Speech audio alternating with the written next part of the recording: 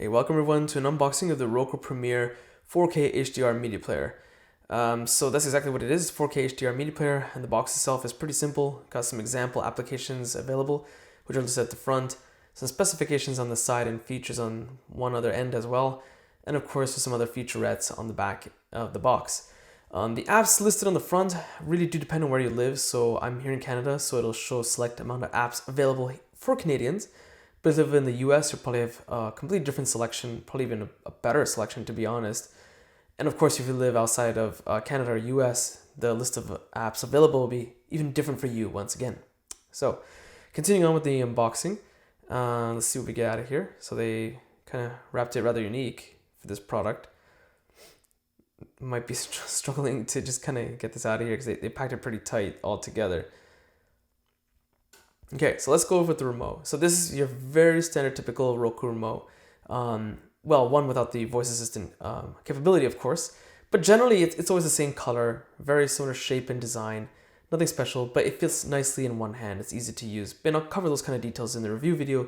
A link to the review will be in the video description. Here's the media player itself, very tiny, very compact.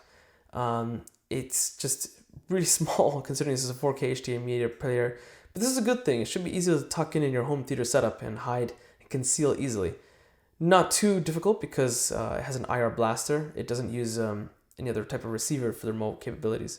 So that sticker I can just put to the side and kind of didn't really talk about too much. It's just an adhesive sticker to let you mount the media player to the side if you want to on your wall or something.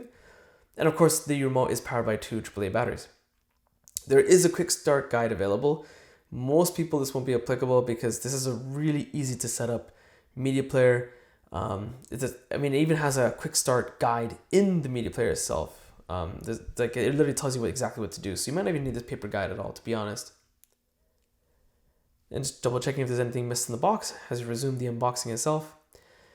And they give you some stickers. I love Roku stickers, which I think is just waste of material.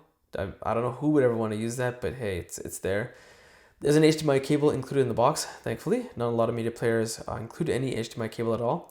And here is the power cord. It's a micro USB-A fitting on one end, unfortunately not USB-C, and then USB-A fitting for the other end, which plugs into this power brick right here.